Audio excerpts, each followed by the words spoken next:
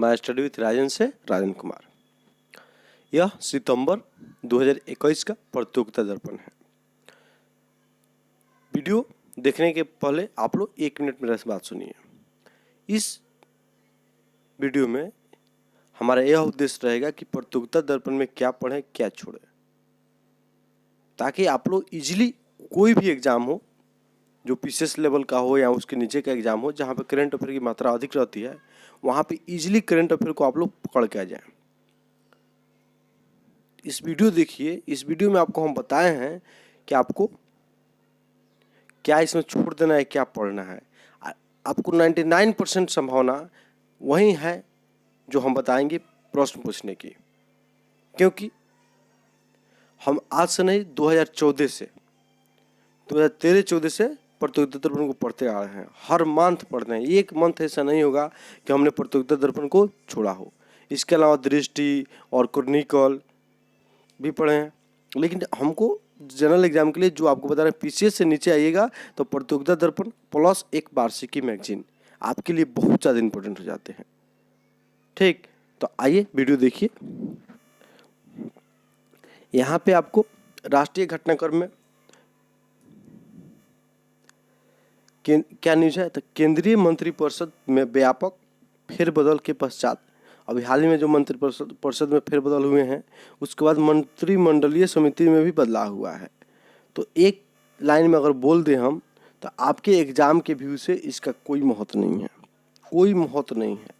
जानकारी के लिए अपना पढ़िए, लेकिन एग्जाम में क्वेश्चन यहाँ से नहीं आएगा। चलिए आगे हम बढ़ेंगे, इसको छोड़ देंगे, पूरा छोड़ देंगे, कोई इंपॉर्टेंट नहीं है। ठीक, चलिए अब यहाँ पे हाँ, और याद करना होगा तो एक चीज़ को आप लोग याद रखिए कि आर्थिक मामलों के मंत्रिमंडलीय समिति के अध्यक्ष कौन होते हैं, तो नरेंद्र मोदी मतलब प्रधानमंत्री होते हैं। ठीक, बाकी सब बहुत सारे मंत्रिमंडल होते हैं, उसका आपको समिति होता है, उसका कोई गर्ज नहीं है, बस वहीं याद रखिएगा क्योंकि वो न्यूज में हमेशा रहता है। नेक्स्ट आते हैं, उत्तराखंड के पश्चात कर्नाटक में भी भाजपा सरकार के नेतृत्व परिवर्तन, बसवराज बोम्मई नए मुख्यमंत्री बने हैं। तो अब आप लोग के लिए यह न्यूज इंपॉर्टेंट है एग्जाम के व्यू से। हाँ भी 2-3 महीने में जो भी एग्जाम होंगे वहाँ पे क्वेश्चन बनने की संभावना बन जाएगी। तो आपको कर्नाटक के मुख्यमंत्री कौन हो गए अब नए, तो बसवराज बोम्मई। ये किस पार्टी से संबंधित है, तो भाजपा यानी भारतीय जनता पार्टी से संबंधित है। ठीक, अब आते हैं, ये तो हो गया आपको न्यूज जो करंट में पूछा। इसके अलावा कुछ और क्वेश्चन जो है उसमें आपको बनेंगे कि आपको बसवराज बोम्मई के पहले कौन कर्नाटक के मुख्यमंत्री थे, तो वो थे बीएस येदियुरप्पा। इनके बीएस येदियुरप्पा के त्यागपत्र के बाद ही बसवराज बोम्मई कर्नाटक के नए मुख्यमंत्री बने हैं। ठीक, अब इनको शपथ कौन दिलाया है, तो हाल ही में राज्यपाल का 8 राज्यों के राज्यपाल बदले हैं, उसमें से कर्नाटक के भी एक राज्यपाल थे जो बदले हैं, जिनका नाम क्या है दोस्तों, बताइए आप लोग क्या नाम है, तो उनके नाम को आप लोग कमेंट में बताइएगा। चलिए आगे इससे समझ तो न्यूज होगा, उनका नाम क्या है, तो थावर चंद्र गहलोत है। बता देते हैं कर्नाटक के राज्यपाल कौन है, तो थावर चंद्र गहलोत है, थावर चंद्र गहलोत है। अब देखिए कर्नाटक के राज्यपाल के ओवरव्यू हम लोग देखें मुख्यमंत्री का, तो यहाँ पे 2 नाम ऐसे मिलेंगे जो पिता पुत्र से संबंधित होंगे। ठीक, तो एक तो आपको बसवराज बोम्मई है और इनके पिता जो हैं बीएस बोम्मई हैं। कौन है, एसआर बोम्मई। कौन, तो एसआर बोम्मई है। ठीक, तो ये पिता पुत्र हो गए कर्नाटक के मुख्यमंत्री। और उसके बाद एचडी देवेगौड़ा और उनके पुत्र जो हैं आपको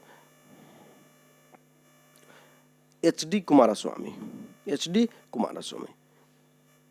देवेगौड़ा और एचडी कुमारस्वामी, ये भी पिता पुत्र की जोड़ी हैं। बीडी जति कर्नाटक के मुख्य आपको मंत्री रह चुके हैं, जब बाद में आपको उपराष्ट्रपति भी बने थे। तो थोड़ा सा यहाँ पे आपको नॉलेज के रटना नहीं है, नॉलेज की भी इसको बता दिए हैं। तो ये जोड़ी आप लोग अपने दिमाग में रख सकते हैं, क्वेश्चन टॉप बना के तो पूछे तो हो सकता है कि आप लोग बना के आ जाए। इसके अलावा उत्तराखंड के मुख्यमंत्री हाल ही में बदले हैं, वो कौन है मुख्यमंत्री, तो पुष्कर सिंह धामी। कौन है, पुष्कर सिंह धामी। और उत्तराखंड के राज्यपाल कौन है, तो बेबी रानी मौर्य हैं। ठीक, देखिए अब एसआर जो बसवराज बोम्मई के पिता हैं एसआर बोम्मई, उनसे संबंधित एक बहुत ही इम्पोर्टेंट केस है जो अनुच्छेद 356 जो राष्ट्रपति शासन जो लागू होते हैं उससे संबंधित है। एसआर बोम्मई केस में कहा गया था कि राष्ट्रपति 356 का दुरुपयोग मतलब नहीं करें और जो बहुमत साबित करना है विधानसभा का, मतलब मुख्यमंत्री अपना बहुमत कहाँ साबित करेंगे, तो विधानसभा में करेंगे। मुख्यमंत्री के बहुमत का निर्णय राजभवन में नहीं लिया जाएगा। राजभवन का में निर्णय का मतलब हुआ कि राज्यपाल अपने मर्जी से आपको मुख्यमंत्री लोगों को बर्खास्त नहीं कर सकते हैं जब तक कि बहुमत साबित वो नहीं कर देते हैं। ठीक, बहुमत साबित कर देंगे तो फिर से मुख्यमंत्री बन रहेंगे। अब बहुमत अगर हट नहीं पुगता है तो मुख्यमंत्री हट जाएंगे। तो कहाँ निर्णय होगा इसका, तो विधानसभा में। राज्यपाल अपने मन से निर्णय नहीं लेंगे। ये एस.आर. बोमई के केस का इम्पोर्टेंट निर्णय है जो 356 के दुरुपयोग को रोकता है, याद रखिएगा। ठीक, अब आगे हम पढ़ेंगे। नेक्स्ट जो न्यूज आप लोग के लिए होगा, ये आपको खत्म हो गया यहाँ से न्यूज। नेक्स्ट जो है यहाँ पे है, पश्चिम बंगाल में विधान परिषद के गठन का प्रस्ताव विधानसभा में पारित। मतलब पश्चिम बंगाल जो है अब क्या कर रहा है, विधान परिषद का गठन भी वहाँ पे होना चाहिए। ऐसे प्रस्ताव विधानसभा से पारित कर दिया गया है। ठीक, तो यहाँ पे क्वेश्चन तो आ गया। इसके पहले बंगाल में विधान परिषद थे, लेकिन आपको 60-65 में उसको खत्म कर दिया गया था। ठीक, तब से यहाँ पे केवल विधानसभा ही है, विधान परिषद नहीं है। अब मुख्यमंत्री के द्वारा प्रस्ताव पारित किया गया है। तृणमूल कांग्रेस के मुख्यमंत्री कौन है, तो ममता बनर्जी, जो आपको पश्चिम बंगाल के मुख्यमंत्री हैं। इनके द्वारा, इनके नेतृत्व में जो सरकार नई बनी है उसमें ऐसे प्रधान मतलब विधानसभा में लाया गया कि विधान परिषद का भी गठन का बंगाल में किया जाए। ठीक, और तृणमूल कांग्रेस जो है उसका चुनाव चिन्ह घास है, इतना बात याद रखिएगा। ठीक, अब यहाँ पे आते कितने राज्यों में विधान परिषद है, तो कुल 6 राज्य में विधान परिषद है। अब कौन कौन राज्य है, तो एक आपको यूपी बिहार दोनों का सीमा साझा करता है, ए है। उसके बाद आपको महाराष्ट्र कर्नाटक 4 हो गया, तेलंगाना और आंध्र प्रदेश 6 हो गया। आंध्र प्रदेश सरकार ने हाल ही में अपने यहाँ विधान परिषद को समाप्त करने की प्रस्ताव को पारित किया है, ये बात याद रखिएगा। ठीक, और बार बार विधान परिषद आ रहा है, तो विधान परिषद जो होता है आपको संविधान का अनुच्छेद 169 के अनुसार इसका गठन से संबंधित चर्चा है। तो विधान परिषद का चर्चा संविधान के किस अनुच्छेद में हुआ है, जिसमें यह बताया गया है कि विधान परिषद का गठन किया जा सकता है, तो 169 है। ये बात आप लोग याद रखिएगा। ठीक, चलिए यहाँ पे आप लोग का हो गया न्यूज।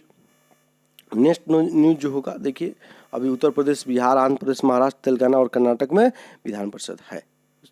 ठीक, अब नेक्स्ट न्यूज जो है आपके लिए, स्वदेश में विकसित MP ATGM मिसाइल का न्यूनतम रेंज के लिए परीक्षण। अब ये क्या है, आपको ATGM मिसाइल क्या है, तो इसका फुल फॉर्म होता है, आपको ATGM का फुल फॉर्म होता है anti tank guided missile. Anti tank guided missile जो आपको मैन आदमी के द्वारा ले जाने योग्य होता है।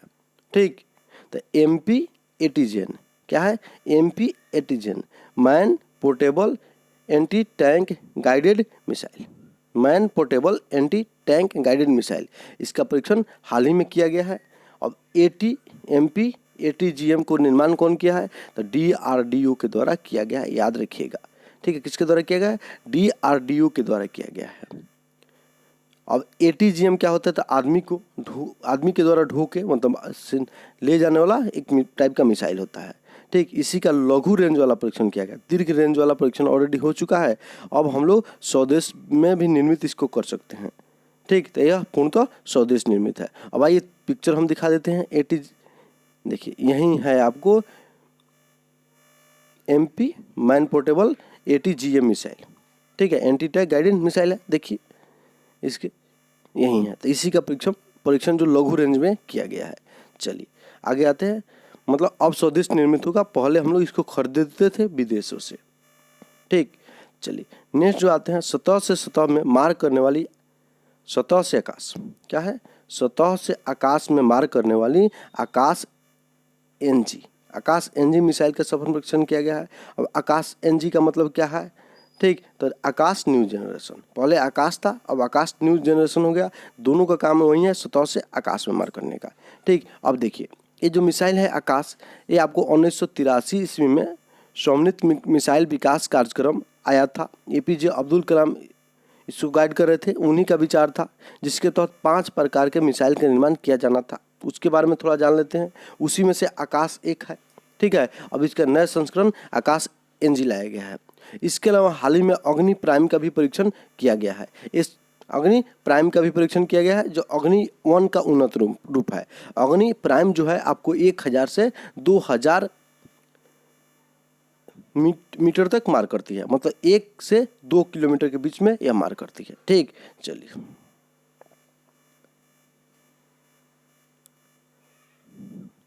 1000 से 2000 मीटर नहीं दोस्तों, 1000 से 2000 मीटर नहीं बल्कि किलोमीटर याद रखिएगा। ठीक, सॉरी उसके लिए गलती हो गया था हमसे। अब यहाँ पे देखिए जो 5 प्रकार के मिसाइल विकास के लिए कार्यक्रम लाए गए थे उसको क्या कहते हैं हम लोग, तो एकीकृत निर्देशित मिसाइल कार्यक्रम, मोस्ट PBI फुल फॉर्म याद रखिएगा, integrated guided missile development programme, most PBI आपके लिए। ठीक, APJ अब्दुल कलाम के द्वारा इसको लाया गया था। इसमें मिसाइल प्रौद्योगिकी में भारत को आत्मनिर्भर बनाने का उद्देश्य था। ठीक, इसको कब लॉन्च किया गया था, तो 1983 में। कब, 1983 ईस्वी में। पूरा कब किया गया, तो इसको पूरा किया गया आपको 2012 में, पूरा 2012 में कर लिया गया। देखिए ये 5 प्रकार के जो मिसाइल हैं वो है आपको पृथ्वी, अग्नि, त्रिशूल, नाग, आकाश।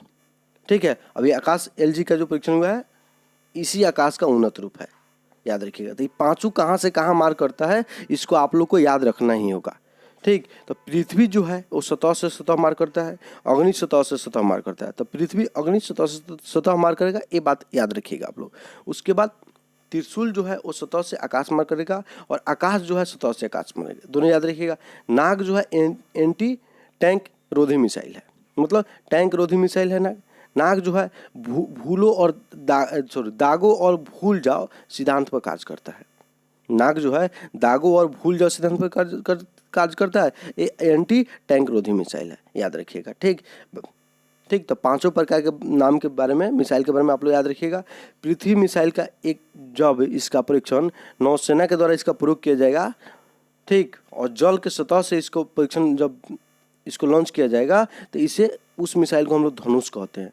पृथ्वी मिसाइल का ही एक विकसित रूप है धनुष। ठीक है, याद रखिएगा। तो ये सब आप लोग को डाटा याद रखना है, इंपॉर्टेंट है। यहाँ पे मिसाइल से संबंधित बात आया, टॉपिक आया तो हम आपको बता दिए। नेक्स्ट आते हैं हम,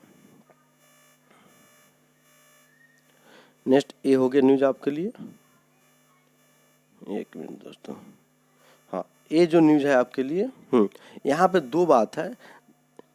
जो आपको आकाश LG मिसाइल का जो निर्माण किया गया है उसमें आपको भारत इलेक्ट्रॉनिक्स लिमिटेड और भारत डायनेमिक्स लिमिटेड के द्वारा भी काम किया गया है, DRDO के साथ में। तो ये भारत इलेक्ट्रॉनिक्स लिमिटेड और भारत डायनेमिक्स लिमिटेड के द्वारा मिसाइल निर्माण में सहयोग किया जाता है।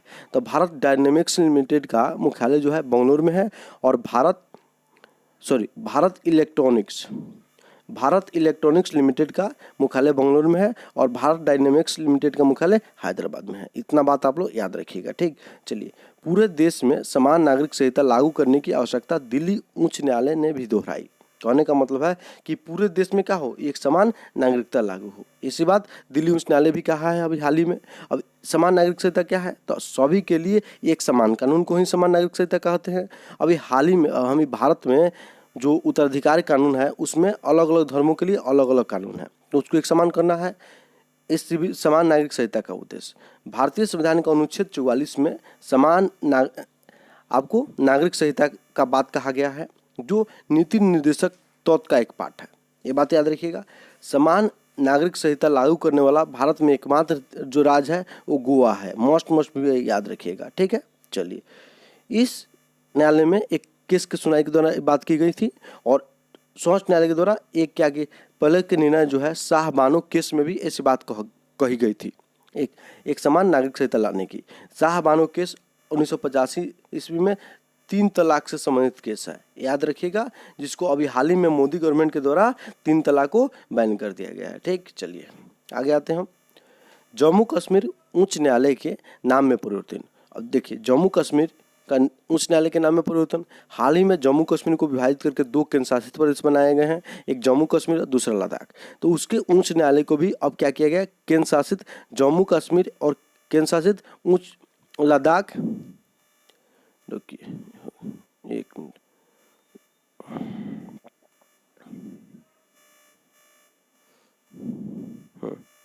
जो नाम परिवर्तित किया गया है वो जम्मू क्या नाम किया गया, सीधे नाम याद रखिए, फालतू बात मत पढ़िए। यहाँ पे नाम जो है वो क्या है, जम्मू कश्मीर और लद्दाख उच्च न्यायालय, नया नाम है। पुराना नाम क्या था, तो पुराना नाम रखा गया था केंद्र शासित जम्मू कश्मीर और केंद्र शासित लद्दाख उच्च न्यायालय। ये बहुत जटिल नाम है, बार बार केंद्र शासित का प्रयोग हो रहा था, केंद्र शासित शब्द यहाँ से हटा दिया गया। अब क्या किया गया, जम्मू कश्मीर और लद्दाख उच्च न्यायालय कर दिया गया है। ठीक, याद रखिएगा। 5 अगस्त 2019 को जम्मू कश्मीर से आपको 370 जो अनुच्छेद 370 है उसको रिमूव कर दिया गया, जिसमें 35A भी शामिल था। जब 370 को रिमूव किया गया तो ऑलरेडी 35A भी आपको रिमूव हो गया। ये बात आप लोग याद रखिएगा, ज़्यादा इसके अंदर जाने की आपको आवश्यकता है नहीं, क्योंकि पुराना न्यूज है, जितना है उतना आप लोग याद रखिएगा। अब देखिए, अभी तक भारत में जो है कुल 25 उच्च न्यायालय हैं। कितने हैं, तो 25 उच्च न्यायालय हैं, कुल 25 उच्च न्यायालय हैं। ठीक, अब सभी उच्च न्यायालय के बारे में दे दिया है, तो सभी का स्थान जो है, मुख्यालय है, कहाँ काम करता है याद रखिएगा आप लोग, अधिकार क्षेत्र भी याद रखिएगा। ठीक, पीठ हो सके तो भी याद रखिएगा, इंपॉर्टेंट है, बार बार आपको पॉलिटिक्स में क्वेश्चन पूछे जाते हैं। आपको हम कुछ इंपॉर्टेंट बता रहे हैं, जिसका स्थापना डेट भी याद रखिएगा। तो कलकत्ता उच्च न्यायालय, उसके बाद मुंबई उच्च न्यायालय और मद्रास उच्च न्यायालय, जिसकी स्थापना 1862 में हुआ है, ये बात याद रखिएगा। इलाहाबाद उच्च न्यायालय की स्थापना 1866 में हुआ है, याद रखिएगा। इसका मुख्यालय कहाँ, इलाहाबाद में है, और राजधानी उत्तर प्रदेश का लखनऊ है, तो पीठ भी लखनऊ में है, और न्याय क्षेत्र क्या है, उत्तर प्रदेश है। ठीक, कलकत्ता उच्च न्यायालय का न्याय क्षेत्र याद रखिएगा, मुंबई उच्च न्यायालय का न्याय क्षेत्र याद रखिएगा, क्योंकि बार बार क्वेश्चन पूछे जाते हैं। 25 उच्चतम न्यायालय हैं। हाल ही में आपको जो उच्चतम न्यायालय बनाए गए हैं, वो कौन सा उच्चतम न्यायालय बनाए गए हैं, तो हैदराबाद उच्चतम न्यायालय बनाया गया है, जो तेलंगाना राज्य क्षेत्र के अधीन कार्य करेगा। यह 1 जनवरी 2019 से कार्यरत है। उसका आंध्र प्रदेश उच्च न्यायालय जो है, ये भी आपको 1 जनवरी 2019 से कार्यरत है, याद रखिएगा। तो कुल भारत में कितने उच्च न्यायालय हैं, तो 25 है। ठीक, और उसके बाद एक, अगर बिहार के आप रहने वाले हैं तो पटना उच्च न्यायालय याद रखिएगा। पटना कब, तो 1916 को इसका स्थापना किया गया था। ठीक, ये इतना बात आप यहाँ से याद रखिएगा, जितना जिस चीज़ बताए उसको आप याद कर दीजिए। चलिए आगे बढ़ेंगे। राष्ट्रीय खाद्य प्रौद्योगिकी उद्यमिता और प्रबंध संस्था विधेयक संसद के दोनों सदनों में पारित। कोई आवश्यकता इसका आप लोग को नहीं है पीडी के न्यूज के व्यू से। चलिए आगे देखेंगे। होम्योपैथिक चिकित्सा के विनियमन हेतु राष्ट्रीय होम्योपैथिक आयोग का गठन। बस इतना ही आप लोग याद रखिएगा, इतना ही याद रखिएगा। इसके नए अध्यक्ष जो बने हैं वो आपको अनिल खुराना बने हैं। ठीक, तो राष्ट्रीय होम्योपैथिक आयोग के नए अध्यक्ष कौन बने हैं, अनिल खुराना, जो प्रथम अध्यक्ष होंगे। तो ये आपके लिए इंपॉर्टेंट हो जाएंगे, बहुत ज़्यादा इंपॉर्टेंट हो जाएंगे। ठीक, तो इतना आप लोग याद रखिएगा। चलिए नेक्स्ट जो न्यूज है आपके लिए, नेक्स्ट न्यूज जो होगा इसमें आपको काकतीय रुद्रदेव मंदिर और धौलावीरा गुजरात यूनेस्को की विश्व विरासत सूची में शामिल किया गया है। 2 नए स्थल को विश्व विरासत सूची में भारत में शामिल किया गया है। इसमें काकतीय रुद्रदेव मंदिर जो है तेलंगाना में स्थित है, और धौलावीरा जो है गुजरात में है। अब कुल विश्व विरासत की संख्या कितनी हो गई है, 40 हो गई है। अब इसमें यह विश्व विरासत का दर्जा कौन देता है, तो यूनेस्को के द्वारा दिया जाता है। ठीक है, तो देखिए न्यूज क्या है, तो यूनेस्को ने तेलंगाना में वारंगल स्थित काकतीय रुद्रदेव मंदिर की को गुजरात के कच्छ जिले के हड़प्पा के धौलावीरा को विश्व विरासत सूची में शामिल कर लिया गया है। ठीक, अब कुछ तेलंगाना के जो काकतीय मंदिर है उसके इतिहास के बारे में आप लोग याद रखना होगा, क्योंकि यहाँ पे चर्चा में हो गया तो ये पूछेगा क्वेश्चन। तेलंगाना के ये मोस्ट भी यही है, याद रखिएगा। तेलंगाना के 800 वर्ष पुराने काकतीय रुद्रदेव मंदिर को रंपा मंदिर के नाम से भी जाना जाता है। मोस्ट भी याद है। ठीक, काकतीय रुद्रदेव मंदिर के साथ ही देखिए अब यहाँ पे नाम से जाना जाता है। 13वीं शताब्दी में 40 वर्ष का अथक प्रयास से इसे काकतीय वंश के द्वारा बनाया गया था, जो तेलंगाना आंध्र प्रदेश के क्षेत्र में शासन करता था। यह शिव भगवान को समर्पित मंदिर है। यहाँ पे रामलिंगेश्वर स्वामी की पूजा की जाती है, याद रखिएगा, सब याद रखिएगा, जितना बता दे रहे हैं उतना। ठीक, काकतीय रुद्रदेव मंदिर के साथ ही हड़प्पा सभ्यता की सबसे बड़े और सबसे प्रमुख पुरातात्विक स्थलों में से एक धौलावीरा को भी विश्व विरासत स्थलों की सूची में शामिल कर लिया गया है। धौलावीरा कहाँ है, तो कच्छ के रण में स्थित आपको है, ये बात याद रखिएगा। ठीक, नेक्स्ट हम आते हैं, यहाँ पे कुछ देते हैं जो यूनेस्को की विश्व विरासत सूची में स्थलों को शामिल किया जाता है। उसको 3 भाग में हम बांट सकते हैं इजीली। कौन कौन है, तो सांस्कृतिक विरासत है, प्राकृतिक विरासत है और मिश्रित विरासत है। अब जो दोनों नए क्षेत्र को शामिल किया गया है, जिसमें काकतीय रुद्रदेव मंदिर और दूसरा जो है आपको धौलावीरा जो है उसको सांस्कृतिक स्थल के रूप में शामिल किया गया है दोनों को। भारत में कुल कितने स्थल हो गए? अब 40 को। सबसे अधिक 58 स्थल के साथ इटली प्रथम स्थान पे है, ये बात आप लोग याद रखिएगा। और 56 स्थल के साथ चीन दूसरे स्थान पर है, ये भी बात आप लोग याद रखिएगा। और भारत के कुछ प्रमुख स्थल है जिसको इस सूची में शामिल किया गया है। नाम तो याद रखना चाहिए किसी तरह से, डेट मत याद रखिएगा। कौन कहाँ है इतना याद रखिएगा, ठीक। कौन कहाँ है याद रखिएगा। कुछ मतलब बता दे रहे हैं, एक बिहार में बोध गया और नालंदा जो विद्यालय है, विश्वविद्यालय, दोनों को विश्व विरासत सूची में शामिल किया गया है। तो बोध गया को शामिल किया गया 2003 में। कब शामिल किया गया? 2002 में शामिल किया गया। बोध गया को 2002 में शामिल किया गया, ठीक। और उसके साथ साथ नालंदा, जो बिहार का नालंदा महाविहार है, उसको 2006 में शामिल किया गया। दोनों याद रखिएगा, ठीक। अब यहाँ पे एक प्राकृतिक स्थल जो है, 32 सांस्कृतिक स्थल है। प्राकृतिक स्थल जो है आपको सातों याद रखना चाहिए, 7 तो याद रहना ही चाहिए। कौन राज्य में है? तो हम बता दे रहे हैं, काजीरंगा राष्ट्रीय पार्क असम में है, मानस वन्यजीव अभयारण्य असम में है, केवलादेव राष्ट्रीय पार्क भरतपुर राजस्थान में है, सुंदरवन राष्ट्रीय पार्क पश्चिम बंगाल में है, नंदा देवी राष्ट्रीय पार्क कहाँ है? तो उत्तराखंड में है। पश्चिमी घाट सह्याद्री पर्वत जो है मुख्यतः केरल में स्थित है, उसको शामिल किया गया है इसमें, ठीक। ग्रेटर हिमालय नेशनल पार्क याद रखिएगा। उसके बाद मिश्रित श्रेणी में एकमात्र स्थल है कंचनजंगा राष्ट्रीय पार्क जो सिक्किम में है, इसको कब शामिल किया गया? तो 2016 में शामिल किया गया था। ये सब याद रखना चाहिए, 7, 1, 8। बाकी सब उत्सव का भी ये कौन कहाँ स्थित है याद रखिएगा। और गया और नालंदा को बिहार के अगर रहने वाले हैं तो याद रखिएगा कब शामिल किया गया था, ठीक। तो गया जो मंदिर है महाबोधि मंदिर, उसको 2002 में, नालंदा महाविहार को 2016 में शामिल किया गया था। कब? 2016 में। ये बात आप लोग याद रखिएगा। चलिए आगे हम आएंगे। यहाँ पे जो न्यूज होगा आप संबंधित, नेक्स्ट न्यूज क्या है? हाँ, अब देखिए, धौलावीरा और रंगपा मंदिर जो है उसको चीन की मेजबानी में हुई बैठक में इसे शामिल किया गया है, याद रखिएगा ये भी बात, ठीक। काकतीय रुद्रदेव मंदिर यूनेस्को की विश्व विरासत सूची में शामिल किए जाने वाले तेलंगाना का पहला ही स्थल है, ये भी बात याद रखिएगा। और धौलावीरा जो है गुजरात के चौथा स्थल बन गया है। इसके पहले चंपानेर, रानी की बाग और अहमदाबाद सिटी को भी शामिल किया गया है। ये रफली याद रख सकते हैं, उतना जरूरी भी नहीं है, लेकिन हाँ रहना चाहिए, क्योंकि कौन कहाँ किस राज्य में है ये आपसे क्वेश्चन पूछेगा। ये सब गुजरात में। रानी की बाग कहाँ पे है? गुजरात में। चंपानेर कहाँ है? गुजरात में। और अहमदाबाद सिटी कहाँ है? गुजरात में, ठीक। चलिए, राजीव गांधी खेल रत्न पुरस्कार का नाम अब मेजर ध्यानचंद खेल रत्न पुरस्कार होगा। मोस्ट में भी यही है, ठीक। मेजर ध्यानचंद हॉकी के खिलाड़ी थे, याद रखिएगा। किस चीज़ के खिलाड़ी थे? हॉकी के। इनके जन्म तिथि जो है 29 अगस्त, इन्हीं के जन्म तिथि पर राष्ट्रीय खेल दिवस मनाया जाता है प्रत्येक वर्ष, ठीक। अब आते हैं इसमें से क्या इम्पोर्टेंट है इनके लिए, वो बता देते हैं आप लोग के लिए। ये जो इम्पोर्टेंट है, ध्यानचंद जो है 3 ओलंपिक गेम, एक है 1928 एम एम्स्टर्डम, दूसरा क्या है आपको लॉस एंजल्स और बर्लिन। तीनों ओलंपिक गेम में गोल्ड में आपको ओलंपिक खेल में भाग लिए थे और तीनों बार भारत ने स्वर्ण पदक जीता था। इसके अलावा जो ओलंपिक हुए हैं उसमें स्वर्ण पदक जीता है भारत। उसमें कौन कौन प्रमुख ओलंपिक है? तो London Olympic, Helsinki, Melbourne, Tokyo और मॉस्को। इस तरह से 8 ओलंपिक ऐसे हैं जहां पे भारत ने 8 स्वर्ण पदक हॉकी के क्षेत्र में जीता है, याद रखिएगा। और 1 रजत और 2 कांस्य पदक जीता है, ठीक है। 1 कांस्य पदक अभी हाल ही में आपको जीता है भारत ने, कब? तो 2021 में। कहाँ पे? तो टोक्यो ओलंपिक में। ये बातें याद रखिएगा आप लोग, ठीक। चलिए नेक्स्ट आते हैं हम। हो गया। अब आइए, ये राष्ट्रीय घटनाक्रम समाप्त हुए। अब हम पढ़ेंगे लोग अंतर्राष्ट्रीय घटनाक्रम। क्या पढ़ेंगे? अंतर्राष्ट्रीय घटनाक्रम। अब अंतर्राष्ट्रीय घटनाक्रम में देखिएगा, अगस्त 2021 में भारत सुरक्षा परिषद का अध्यक्ष। अब देखिए, अभी हाल ही में आप लोगों को पता है कि भारत 2021-22 के लिए 2 साल के कार्यकाल के लिए आपको सुरक्षा परिषद का अस्थायी सदस्य बना है। क्या बना है? अस्थायी सदस्य बना है।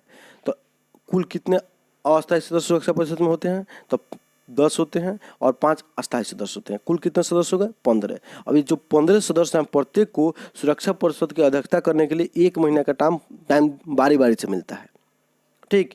बारी बारी से 1 महीने के लिए अध्यक्षता करते हैं लोग। तो इसी बीच अगस्त माह में भारत ने सुरक्षा परिषद का अध्यक्षता किया है। ये बात आप लोग याद रखिएगा कि किस माह में भारत ने राष्ट्रीय सुरक्षा परिषद का अध्यक्षता किया, तो अगस्त माह में। अब कौन था उस समय राष्ट्रीय सुरक्षा परिषद में भारत की तरफ से अस्थायी प्रतिनिधि तो वो थे संयुक्त राष्ट्र संघ में भारत के अस्थायी प्रतिनिधि टी.एस. त्रिमूर्ति ने यह पद संभाला था। कौन था? संयुक्त राष्ट्र संघ में भारत का अस्थायी प्रतिनिधि टी.एस. त्रिमूर्ति ने यह पद संभाला था, याद रखिएगा, बहुत ही जरूरी है। इसके बाद आपको ऐसा समय एक बार और आएगा दिसंबर 2022 में, ये बात याद रखिए। 2 बार भारत को अध्यक्षता करने का अवसर मिलेगा 2 साल में, 24 माह में, ठीक। या चलिए आगे हम बढ़ेंगे। चीनी कम्युनिस्ट पार्टी की स्थापना के 100 वर्ष पूर्ण हो गए हैं। चीनी कम्युनिस्ट पार्टी की स्थापना 100 वर्ष पूर्ण हो गए। मतलब चीनी कम्युनिस्ट पार्टी की स्थापना कब हुई थी? 1921 ईस्वी में। कौन किए थे? तो ये किए थे चेन डूसियू और ली डे झाओ। नाम याद रहते याद रख लीजिएगा, थोड़ा टफ नाम होता है याद करने का। अब चीनी कम्युनिस्ट पार्टी का के द्वारा आपको क्या किया था? 1949 ईस्वी में शासन संभाला गया था माओ तुंग के नेतृत्व में, जब वहाँ के लोकतांत्रिक सरकार को बर्खास्त करके ये शासन सत्ता संभाले थे। तब से अब तक शासन करते आ रहे हैं वहाँ पे, ठीक। ये बात बस इतना ही याद रखिएगा। चीन में और भी बहुत सारी पार्टियां हैं, लेकिन उनको ज़्यादा आज़ादी नहीं मिलती, केवल प्रस्ताव प्रस्तुत करने की आज़ादी है, बाकी सब नहीं है। तो सबसे बड़ी दल कौन है? तो कम्युनिस्ट पार्टी ऑफ चाइना है, इसी का सरकार हमेशा रहता है, याद रखिएगा। चलिए नेक्स्ट न्यूज़ जो है आपके लिए, अफगानिस्तान में तालिबान की बढ़त के बीच भारत ने कंधार स्थित वाणिज्यिक दूतावास से कर्मचारी वापस बुला लिए हैं। बहुत मामला गंभीर हो चुका है। अब क्या हुआ? 16 अगस्त के दिन क्या हुआ? तालिबान के द्वारा 15 अगस्त के दिन तालिबान के द्वारा अब अफगानिस्तान पर कब्जा कर लिया गया। ये बात याद रखिएगा। अब वहाँ पे क्या है? तालिबान का सरकार को गठन करने की मतलब प्रक्रिया चल रही है। चलिए आगे आते हैं हम लोग। यहाँ पे ज़्यादा न्यूज़ नहीं है आपके लिए। इराक में भी 2021 के अंत तक, जैसे आपको पता है, इराक में भी 2021 के अंत तक समाप्त होगा अमेरिकी सैन्य मिशन, ठीक। जैसे आप लोग को पता है कि अफगानिस्तान में आपको सितंबर जो मंथ है, वहाँ उस समय तक पूर्णतः सेना अमेरिका के द्वारा बुला लिया जाएगा। इसके पहले ही वहाँ पे आपको क्या कहते हैं उसको, तालिबान के द्वारा अफगानिस्तान में कब्जा कर लिया गया। अब इराक से भी अमेरिकी सेना हट जाएगी। कब तक? 2021 तक। इराक के राष्ट्रपति जो है, इराक के प्रधानमंत्री जो है मुश्ताक अल कादमी, और अमेरिकी राष्ट्रपति जो है जो बाइडेन, दोनों के बीच इसके लिए समझौता हुआ है। तो इराक से भी आपको इस साल के अंत तक, दिसंबर 2021 तक, अमेरिकी सेना वापस चली जाएगी। कुछ सेना रहेंगे सेनाओं को प्रशिक्षण देने के लिए। अब जो बाइडेन अमेरिका के 46वें राष्ट्रपति बने हैं, आप लोगों को पता है, ठीक है। और कमला हैरिस 49वीं उपराष्ट्रपति बनी है अमेरिका की, जो भारतीय मूल की है। इनका संबंध आपको भारत के तमिलनाडु राज्य से है। जो बाइडेन और कमला हैरिस को personal of the year Forbes के द्वारा चुना गया है, ये भी बात याद रखिएगा, ठीक। चलिए नेक्स्ट आते हैं हम लोग। ये हो गया आपकी न्यूज।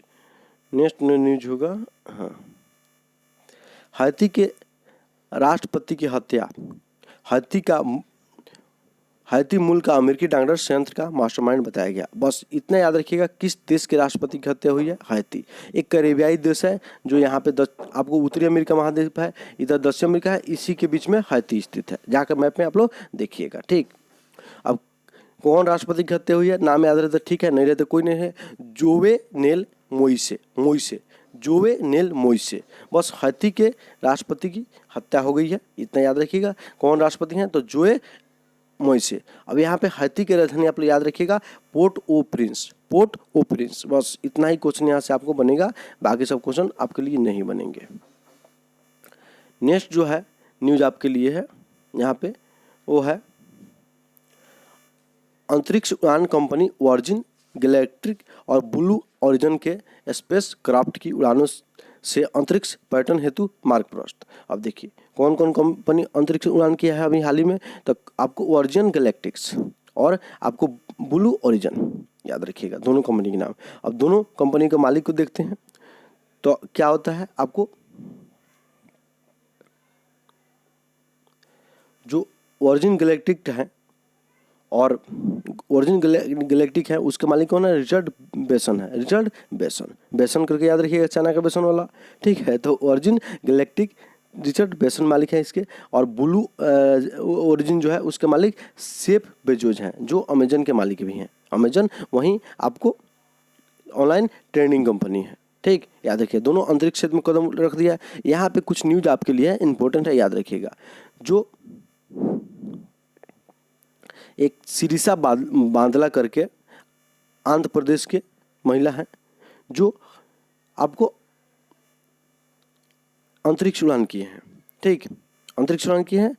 कल्पना चावला और सुनीता विलियम के बाद में तीसरे ये भारतीय मूल के व्यक्ति हो गए हैं जो अंतरिक्ष उड़ान किए हैं। अब ये अंतरिक्ष उड़ान किसके साथ गए? तो ओरिजिन गैलेक्टिक के वो स्पेस में गए। बस इतना ही याद रखिएगा। बाकी सब यह सिरसा बादला जी जो थी इनके साथ 5 अन्य व्यक्ति गए थे, मतलब 6 लोगों का ग्रुप था जिसमें आपको बेसन साहब जो थे वो भी शामिल थे।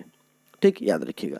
तो ये आपको हो गया किन के लिए? तो वर्जिन गैलेक्टिक्स के बारे में बता दिए। अब नेक्स्ट स्पेस ब्लू जोन जो है, ब्लू जोन जिसके मालिक कौन है? सेफ बेजोस हैं। वो भी अंतरिक्ष यात्रा किए हैं इसी के साथ, इसके यात्रा के बाद में। ठीक, जिसमें कुल 4 व्यक्ति शामिल थे। ठीक, याद रखिएगा। अब 4 व्यक्तियों में कुछ यहाँ पे इम्पोर्टेंट है, क्या है? तो इसमें इम्पोर्टेंट नाम यही है कि इस उड़ान में एक ओलियर डोमेन नाम की महिला थी जो पुरुष थे, ओलियन डेमेन, जो सबसे कम उम्र के व्यक्ति बन गए अंतरिक्ष उड़ान करने के लिए। वैसा ही आपको वैली फंक जो है सर्वाधिक उम्रदराज अंतरिक्ष यात्री बन गई है, ये महिला है वैली फंक। इतना याद रखिएगा। अब कुछ टर्म है, एक टर्म यहाँ पे है जो आपके लिए एग्जाम में पूछे जा सकते हैं, वो है कारमान लाइन। कारमान लाइन, तो एक कारमान लाइन क्या है? तो कारमान लाइन अंतरिक्ष की सीमा है जिसको आप टच कर दीजिएगा तो आपको अंतरिक्ष में उड़ान भरा हुआ मान लिया जाएगा। ये बात याद रखिएगा। ठीक, चलिए नेक्स्ट आगे हम बढ़ेंगे। यहाँ पे न्यूज जो है, इसके बाद ही आपको स्पेस एक्स के जो मालिक है एलन मस्क, इनकी भी अंतरिक्ष उड़ान भरने की संभावना है। तो याद रखिएगा, अमेजन के मालिक सेफ बेजोस, उसके बाद ओरिजिन के मालिक बेसन, और ये दोनों आदमी अंतरिक्ष में चले गए। अब जाएंगे कौन? तो एलन मस्क जो है स्पेस एक्स के मालिक, वो जाएंगे। ठीक है, ये हथियार से संबंधित कार्य करती है अमेरिका में। उसके बाद देखिए सिरसा बादला का नाम याद रखिएगा, सिरसा बादला का नाम याद रखिएगा। कल्पना चावला और सुनीता विलियम्स के बाद में ये तीसरी भारतीय बनी है जो अंतरिक्ष उड़ान की है। ठीक है, जो वर्जिन कंपनी के बेसन साहब जो है उनके साथ अंतरिक्ष यात्रा की है। सिरसा बादला किस राज्य से संबंधित है? तो यह आंध्र प्रदेश से संबंधित है। एक क्वेश्चन आपके लिए इंपॉर्टेंट हो जाएगा, ये बात याद रखिएगा। नेक्स्ट हम आते हैं, ये न्यूज आपके लिए खत्म हो गया।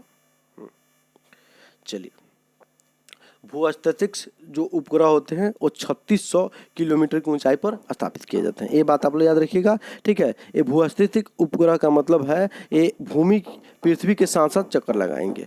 अतः धरती से अगर इस उपग्रह को देखिएगा तो एक जगह आपको दिखेगा। ठीक, नेक्स्ट आते हैं हम वर्ष 2032 के 35वें ग्रीष्मकालीन ओलंपिक खेलों की मेजबानी ब्रिस्बेन को मिली है। मतलब 2032 के जो 35वें ओलंपिक होंगे वो ऑस्ट्रेलिया में होंगे। ऑस्ट्रेलिया का एक शहर है ब्रिस्बेन, वहाँ पे होगा। अब देखते हैं इस गेम में सबसे पहला ओलंपिक जो था 1896 ईस्वी में आधुनिक काल में एथेंस में हुए हैं। कहाँ हुए हैं? एथेंस में। उसके बाद 2020 वाला टोक्यो में हुआ है। 2020 में ना होकर इसका आयोजन 2021 में हुआ है। ठीक है, 2024 वाला पेरिस में हुआ है, फ्रांस में होगा, और 2028 वाला लॉस एंजल्स अमेरिका में होगा, और 2032 वाला ब्रिस्बेन में होगा। ओलंपिक खेलों की सर्वाधिक बार मेजबानी अमेरिका के द्वारा किया गया है 4 बार, अब 5वीं बार 2028 में किया जाएगा। इतना बात याद रखिएगा। ठीक, चलिए अब नेक्स्ट आगे बढ़ते हैं हम।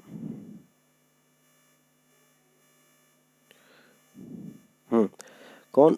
एक मिनट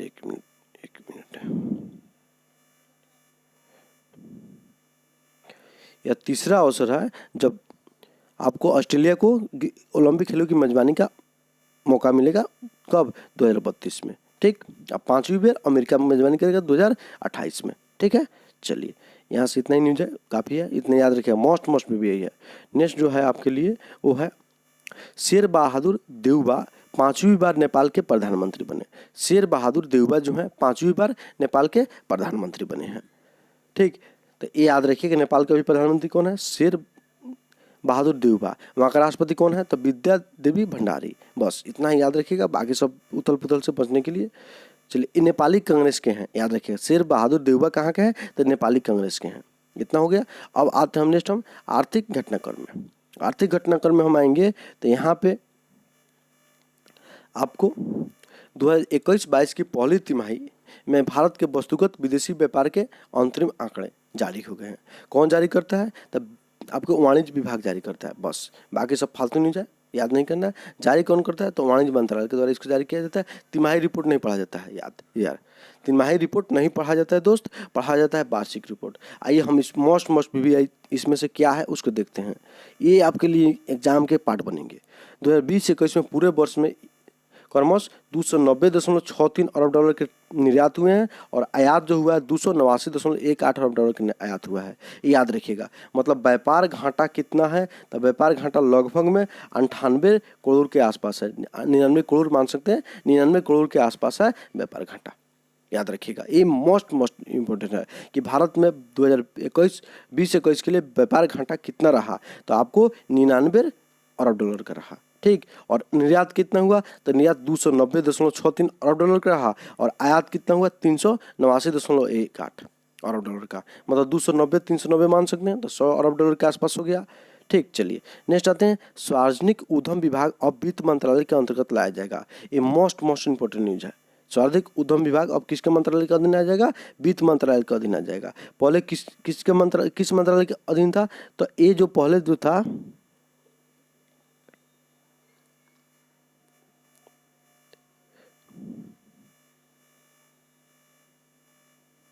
भारी उद्योग और सार्वजनिक उद्यम मंत्रालय का अधीन था पहले, ठीक है। अब क्या किया गया? वित्त मंत्रालय का अधीन ला के दिया गया है ताकि इसमें विनिवेश किया जा सके आसानी से, ठीक। चलिए सुविधा हो। अब देखिए वित्त मंत्रालय है, उसके तहत पहले 5 विभाग थे, अब 6 विभाग हो गए। अब 6 कौन कौन विभाग है? एग्जाम के पार्ट बनते हैं, आप लोग याद रखिएगा। तब वित्त मंत्रालय के अधीन जो 6 विभाग है उसमें आर्थिक मामलों के विभाग हैं, उसका राजस्व विभाग है, मोस्ट विभाग है, याद रखिएगा इसको। राजस्व विभाग हो गया, उसके बाद व्यय विभाग है, वित्त सेवा विभाग है, निवेश और सार्वजनिक संपत्ति प्रबंधन विभाग दीपम, याद रखिएगा ये है, ठीक। हाल ही में इसके नाम परिवर्तन किया गया 2016-17 में। सार्वजनिक उद्यम विभाग है, उसके बाद इस तरह से 6 हो गया, याद रखिएगा। 6 विभाग का नाम याद रखिएगा, ठीक है। इसमें से जो वित्त सचिव होते हैं उस और सबसे वरिष्ठतम सदस्य होते हैं। ये 6 विभाग में सदस्य होंगे, उसमें सबसे वरिष्ठतम जो होंगे वो वित्त सचिव कहलाएंगे, ठीक। याद रखिएगा ये बात को। चलिए नेक्स्ट आते हैं। 2020-21 में बागवानी उत्पादन के संबंध में कृषि मंत्रालय के दूसरी अग्रिम अनुमान है। तो बागवानी उत्पादन से संबंधित अनुमान कौन करता है? कृषि मंत्रालय करता है, ठीक है। और खाद्य उत्पादन का अनुमान भी कृषि मंत्रालय के द्वारा ही किया जाता है, ठीक है। और न्यूनतम समर्थन मूल्य है जो CACP कृषि लागत मूल्य आयोग के द्वारा किया जाता है, जिसका स्थापना 1965 में किया गया था और इसका नाम कब बदला गया? 1985 में बदला गया। CACP के द्वारा जो न्यूनतम समर्थन मूल्य जारी कर किया जाता है वो 25 कृषि उत्पादकों के लिए जारी किया जाता है। कोई किताब में आपको 23 मिलेगा, लेकिन आपको तोड़ के देखिएगा तो 25 होगा, याद रखिएगा, ठीक। चलिए आगे हम बढ़ते हैं। ये हो गया कितना उत्पादन होगा, तो इतना बस याद रखिएगा कि बागवानी उत्पादन जो होंगे वो अब कितना होगा? 330 के आसपास होंगे, 330 मिलियन टन होंगे, बस। बाकी सब फालतू चीज़ है। और खाद्यान्न उत्पादन अब हो रहे हैं जो 305 मिलियन टन के आसपास है। इतना बात याद रखिएगा, रफली 330 और 305, बाकी सब याद नहीं करना है। सबसे अधिक जो सब्जी में उत्पादन होता है वो आलू का उत्पादन होता है, उसके बाद प्याज का स्थान है, ठीक है। आलू का, उसके बाद प्याज का स्थान है, ये बात याद रखिएगा। उसके बाद टमाटर 3 नंबर पे आता है। बाकी सब आपके लिए है नहीं कोई इंपॉर्टेंट चीज़। चलिए आपके लिए यहाँ पे कोई इंपॉर्टेंट नहीं है, कोई इंपॉर्टेंट यहाँ पे नहीं है आपके लिए। आइए इस न्यूज़ की तरफ बढ़ते हैं। यहाँ पे है कृषि के विकास में कृषि के आय को बढ़ावा देने के लिए सरकार द्वारा शुरू की गई प्रमुख योजना। ये आपको संसद में क्वेश्चन पूछे गए होंगे, वहाँ पे इसको बताया गया है। आइए हम लोग भी एक नज़र डाल देते हैं। प्रधानमंत्री किसान सम्मान निधि, जिसमें आपको 6,000 रुपये वर्ष में दिया जाता है, 2-2 हज़ार के 3 किस्त में दिया जाता है। प्रधानमंत्री किसान मानधन योजना, यह पेंशन योजना है जो 60 वर्ष की उम्र के बाद में आपको 3,000 रुपये प्रति माह मिलेगा। इसके लिए किस्त आपको जमा करना पड़ता है। प्रधानमंत्री फसल बीमा योजना, यह 2016 में लाया गया था, याद रखिएगा। उसके बाद न्यूनतम समर्थन मूल्य जो है जारी किया जाता है। यह अब क्या किया जा रहा है कि लागत मूल्य के 1.5 गुना 1.5 जारी किया जाता है, याद रखिएगा। न्यूनतम समर्थन मूल्य लागत मूल्य के 1.5 गुना जारी करने का लक्ष्य सरकार का है, अब जारी किया भी जा रहा है, याद रखिएगा, ठीक। नेक्स्ट जो है आपके लिए वो है मृदा स्वास्थ्य कार्ड आया है, 2016 में आया था। प्रत्येक बूंद पानी से अधिक पैदावार, ये भी योजना है सरकार का। उसके बाद ऑर्गेनिक फार्मिंग के लिए जो परंपरागत कृषि विकास योजना है, मोस्ट भी है, याद रखिएगा, ठीक। उसका ई-नैम बाजार को जोड़ने के लिए इलेक्ट्रॉनिक ट्रेनिंग फॉर्म उपलब्ध कराने के लिए ई नैम की शुरुआत किया गया है, ये भी इम्पोर्टेंट है। उसके बाद बांस को ब्रिक्स की सूची से हटा दिया गया है। 1927 के भारतीय वन अधिनियम में संशोधन करके बांस को ब्रिक्स की सूची से बाहर कर दिया गया, ये भी बात याद रखिएगा। उसके बाद प्रधानमंत्री अन्नदाता आय संरक्षण अभियान चलाया गया है। ठीक, मधुमक्खी पालन के लिए मधुमक्खी पालन को बागवानी के समित विकास के लिए शुरू किया गया योजना। किसान की आय में वृद्धि के लिए मधुमक्खी पालन को बागवानी के समित विकास के लिए शुरू किया गया मिशन क्या है? The mission for integrated development of horticulture, याद रखिएगा। ये मधुमक्खी पालन और बागवानी के सम्मिलित विकास के लिए योजना है। ठीक, दोनों एक साथ विकास किया जाए, बागवानी भी हो और उसमें मधुमक्खी पालन भी किया जाए। इसके अलावा 2020-21 के लिए कृषि के लिए साख का निर्धारण, आपको लक्ष्य जो है कितना ऋण दिया जाएगा कृषि क्षेत्र में 21-22 में, तो वो है 16.5 लाख, याद रखिएगा 16.5 लाख रुपया है। ठीक, नेक्स्ट जो है आपको 16.5 लाख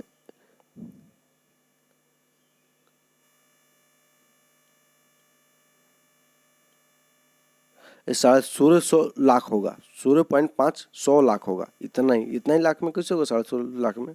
ठीक, याद रखिए। चलिए नेक्स्ट आते हैं, पशुपालन और मत्स्यिकी आदि गतिविधियों में संलग्न किसानों के लिए भी अब क्या किया जाएगा? अब उनको भी ऋण मिलेगा। उनको भी क्या मिलेगा? ऋण मिलेगा। पशुपालन और मछली पालन करते हैं तो आप उनको भी केसीसी दिया जाएगा, इसको लागू कर दिया गया है। ठीक, और यह ऋण जो है कोलेटरल फ्री, मतलब बिना बॉन्ड के आपको 1.6 लाख करोड़ तक मिलेगा। आपको 1.6 लाख तक मिलेगा, करोड़ नहीं। पहले 1 लाख तक बिना बॉन्ड के मिलता था, अब 1.6 लाख मिलेगा, याद रखिएगा। ठीक है, उसके अलावा 1 लाख करोड़ की कृषिगत आधारित संरचना निधि का गठन किया गया है, मतलब एग्रीकल्चर इंफ्रास्ट्रक्चर फंड बनाया गया है जो 1 लाख करोड़ रुपए के होगा, ये बात याद रखिएगा। प्रधानमंत्री मातृत्व वंदना योजना के तहत कुल 64 लाख से अधिक माताओं का पंजीकरण किया गया है 2021 में। ठीक है, प्रधानमंत्री मातृत्व योजना के तहत कुल 6,000 रुपये मिलता है। 5,000 रुपया शिशु के जन्म के बाद में और 1,000 रुपया शिशु के जन्म के पहले मिलता है, ये बात आप लोग याद रखिएगा। ठीक, चलिए नेक्स्ट आते हैं हम लोग स्मॉल LLP की परिभाषा में परिवर्तन। भागीदारों के 5 करोड़ तक के योगदान वाली फर्म भी अब स्मॉल LLP के दायरे में, बस इतना ही याद रखिएगा कि LLP के दायरे में कितने करोड़ के फंड आ सकते हैं। तो इसमें कितने करोड़ रुपया मतलब उत्पादन वाले फर्म आ जाएंगे, तो 5 करोड़ तक उत्पादन वाले फर्म इसमें आ जाएंगे। बाकी सब याद नहीं करना है, बाकी सब फालतू चीज़ है, उसको छोड़ दीजिए। चलिए नेक्स्ट जो क्या है, इसमें लद्दाख हेतु बहुउद्देशीय बुनियादी ढांचा विकास निगम की स्थापना की योजना है। ठीक, लद्दाख हेतु बहुउद्देशीय बुनियादी ढांचा विकास निगम की स्थापना किया गया है। तब वो ठीक, ये बात याद रखिएगा। बुनियादी ढांचा विकास निगम की स्थापना किसके लिए किया गया? तो लद्दाख के विकास के लिए। ठीक, बस इसमें आप इसकी पूंजी कितनी होगी? तो 25 करोड़ रुपया होगी, इतना ही याद करना है, बाकी सब नहीं करना है। चलिए नेक्स्ट आते हैं, IMF ने 2021-22 में भारत की आर्थिक वृद्धि के पूर्वानुमान को घटाकर कितना कर दिया गया? 9.5। ये लोग हर हमेशा अनुमान घटाते बढ़ाते रहता है, ये सब नहीं रटना है। एक बात याद रखिएगा कि वर्ल्ड इकोनॉमिक आउटलुक रिपोर्ट कौन जारी करता है? तो IMF जारी करता है। ठीक है, वर्ल्ड प्रोस्पेक्टस रिपोर्ट कौन जारी करता है? तो विश्व बैंक जारी करता है। एशिया इकोनॉमिक आउटलुक रिपोर्ट कौन जारी करता है? तो एशियाई विकास बैंक जारी करता है। ये तीनों बात याद रखिएगा। ठीक है, याद रखिएगा। और वर्ल्ड विश्व बैंक जो है और IMF जो है, इस विश्व बैंक दीर्घकालीन ऋण देता है और IMF जो होता है अल्पकालिक ऋण देता है। बस बाकी सब याद मत कीजिएगा, बाकी सब कोई आवश्यकता आपको नहीं है। बाकी सब फालतू डाटा है, नहीं रटना है। एक बार अपने पढ़ना है तो पढ़ सकते हैं, लेकिन याद मत कीजिएगा। ठीक, चलिए नेक्स्ट आते हैं, फॉर्चून 500 कंपनियों में इस वर्ष भी भारत की 7 कंपनियों का स्थान मिला है। फॉर्चून के द्वारा रिपोर्ट जारी किया जाता है, विश्व की कंपनी में के बारे में 500 टॉप कंपनी को चुना जाता है। उस 500 टॉप कंपनी में भारत के 7 कंपनी है। कौन कौन है उनका नाम आप लोग याद रखिएगा, एग्जाम में पूछे जा सकते हैं। सर्वाधिक चीन की कंपनी है, ठीक है, 135 कंपनी। उसके बाद अमेरिका की कंपनी है। अब आते हैं 7 कंपनी कौन कौन है, तो देखिए टॉप पर जो कंपनी है टॉप 10 में, उसमें वॉलमार्ट है, रिटेल कंपनी है जो अमेरिका की कंपनी है, और स्टेट ग्रिड है जो चीन की कंपनी है। बस 2 को याद रखिएगा, बाकी सबको याद नहीं रखना है। हाँ, 7 जो कंपनी टॉप 500 में शामिल हुई है भारत की, उसमें Reliance industry, Indian oil, ONGC, भारतीय state bank, Tata Motors, Bharat petroleum और राजेश एक्सपोर्टर्स है। राजेश एक्सपोर्टर्स जो होते हैं हीरा का व्यापार करता है, याद रखिएगा। ठीक, जो टॉप कंपनी है भारत की तरफ से रिलायंस इंडस्ट्री है, उसका वैश्विक रैंक कितना है? तो 155 है, 155 है, याद रखिएगा। चलिए नेक्स्ट जो है, भारत में जीबीए में कृषि और संबंधित क्षेत्रों का योगदान बढ़ा है। मतलब जीबीए जो होता है, जीबीए ठीक है, ग्रॉस वैल्यू एडेड, जीडीपी निकालने में काम करता है। तो कुल जीबीए का योगदान भारत के जीडीपी में कितना है, तो वो आपको यहाँ पे आपको पता चल जाएगा। 20 से 21 में है 20.2%, याद रखिएगा, ये मोस्ट इम्पोर्टेंट है।